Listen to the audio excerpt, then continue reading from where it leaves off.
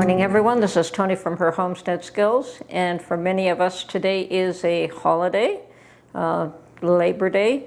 Although I've already spent a lot of today doing labor. Yeah, actually the last few days I have been trying to really clean out my kitchen. I mean, literally opening up cupboards and taking everything out and washing all the shelves and reorganizing and putting it back. And that's a great exercise because you can find that you can reorganize things a little bit better than what they were and find some more space. Not much, mind you. I've got them pretty ram-jam full. I went from a kitchen that was twice the size to 1/2 the size, and there were a lot of things I didn't want to get rid of. Mind you, I did get rid of everything that I felt was not useful. I may still have some items that aren't useful, but as I was going through them, there wasn't much that I tossed. As a matter of fact, I'll have to admit that since I've been here, I've also picked up other items, like a potato ricer for one, lemon juicer for another. So yeah, all these little tools, kitchen gadgets, do come in handy. And even Mark picked up a fryer.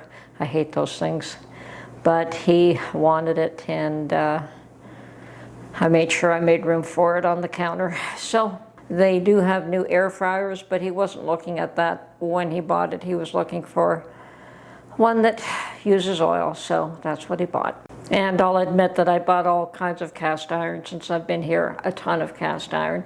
And it's got its own shelf, and it's in my dining room because there's just no room in that little kitchen for all that equipment. So yes, I went from a kitchen that was twice the size with lots of cupboard space to 1/2 the size and many things finding spots elsewhere. I also had a full pantry in my basement, and now I've just got a small closet pantry. And I've had to utilize space wherever I could find it for additional pantry space. But you make do, you make do. The only thing that I really missed was being able to step out into a yard and work on my garden at half hour at a time. I really don't like having to get into my car and drive out and work for an hour and then drive back, and a public place and there's other people there. And that is got its benefit and its negatives. So not that I have an issue with other people, I just like the solidarity of working in my garden quietly, just myself. Anyway, so all this cleaning up, which is something a lot of people do in the spring. I happen to find it useful to do it this time of year as well, simply because you're going to be spending a lot of time indoors. So you might as well have it all neat and tidy and in such a way that is useful to you. And especially with all the canning, you want to be able to find things, whether it's dehydrated things or things that you've just freshly canned, or yeah, and that's hard enough in a small space to be able to find what you want and put things in a place where you want. And I find that I have a go-to pantry that most of the things that I want are in there. And of course, just because I do so many tomatoes, they go in a special spot on their own. They're not in my go-to pantry. They're actually in milk crates. And I could fit 26 pint jars in milk crates, and that's what I do. Whether they're full or whether they're empty, they still take up the same amount of space. Now that's just the regular mouth. The wide mouth, I could only fit 24. They're wider, so they do take up a little more space. But the regular mouth fit nice and snug.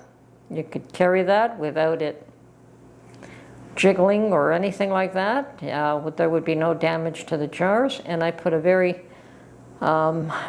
fine, strong piece of cardboard in between the two layers. So it's not one jar sitting on top of another.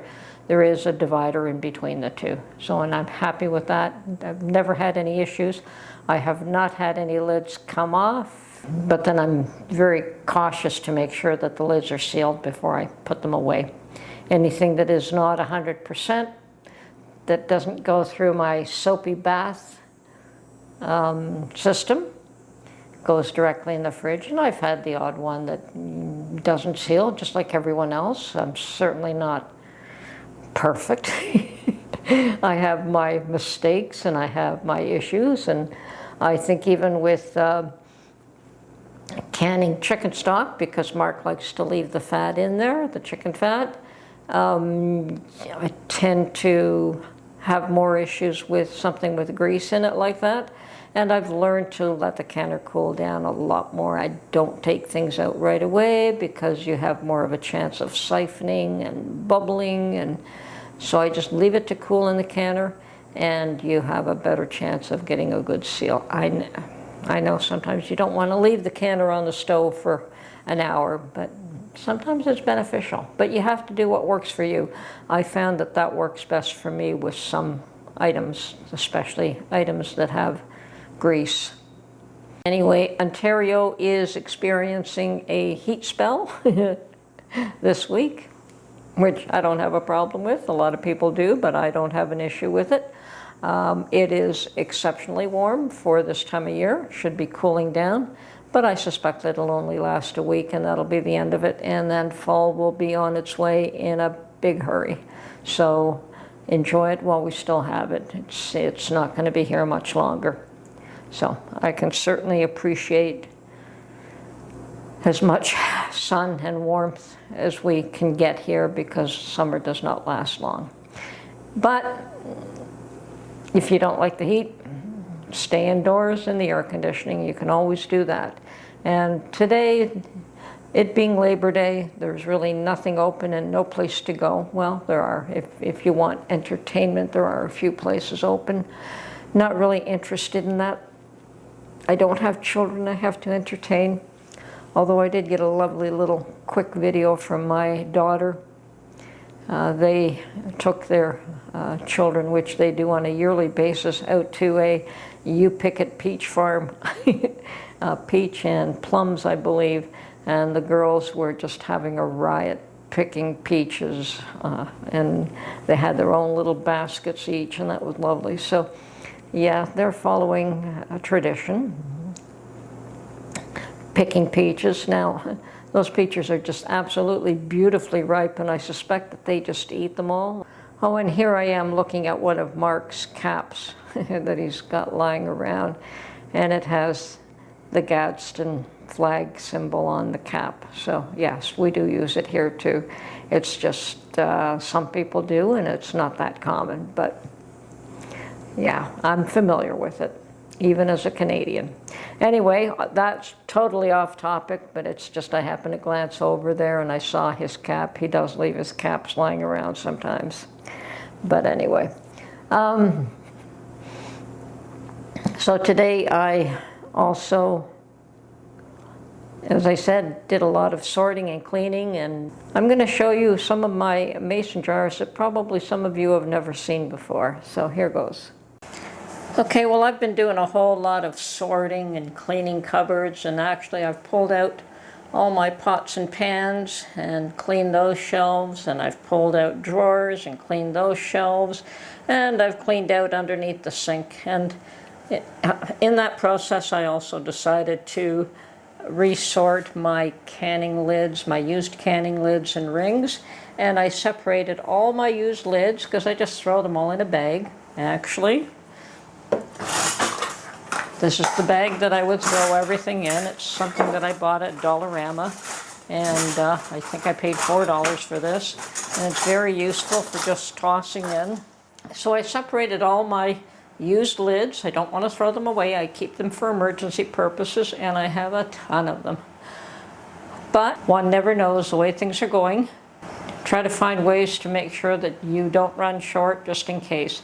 Now, I've also mentioned in the past that I have these jars that are in between the half gallon and the quart size, and I know that very few people have actually seen those jars. I'm sure that they are no longer being manufactured at this point, but just to show you that I do have them, this is what is a 48 ounce or 1400 milliliter jar made by Bernardin, and it's definitely larger than the quart and smaller than the half-gallon.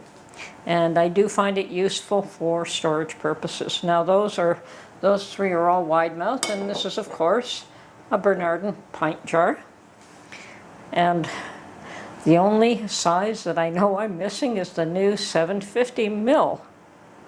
I have every other size imaginable. Now I did say that Bernardin did make these for a while. They no longer do. You won't find them anywhere. I found these at a thrift shop and I grabbed every one that I could find.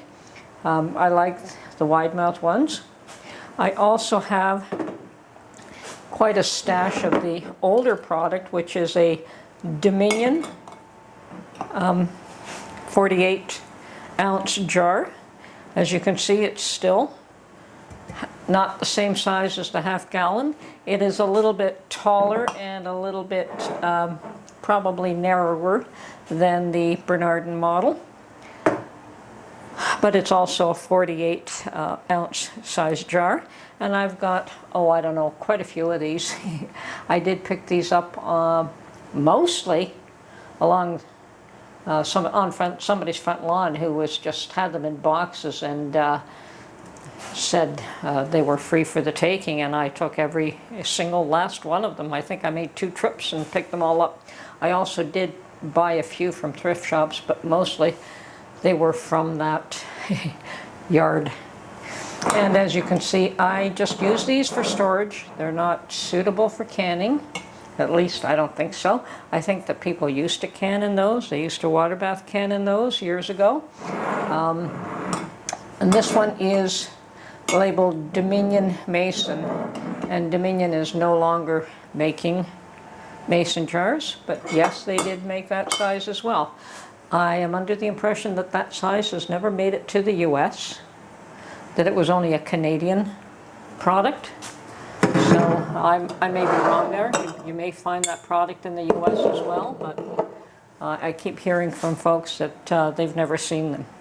So there you have it. As you can see, that is the quart size jar, and it is definitely a quart and a half. So yeah, I think I do want to get at least one case of the 750 ml or the pint and a half size. I think I could really find a use for that size jar, whereas even the quart now I don't have an awful lot of use for. It's just, you know, family size makes a difference, and you know, when you have a larger family, the quarts are going to be so much more useful for you than when you have just the 2 of you, and even singles. I mean, if I was on my own, I'd probably use more jam jars. You know, the half pint size for personal use, but I'm not on my own. I still have Mark, so I find the pint jars are definitely useful for the 2 of us. Anyway, that's a little bit of a history lesson. For those who were interested in, yes, there was once upon a time a 48 ounce jar. Okay. Okay, this is Tony from Her Homestead Skills. I hope you enjoyed this video, and we will catch you on the next one. Bye for now.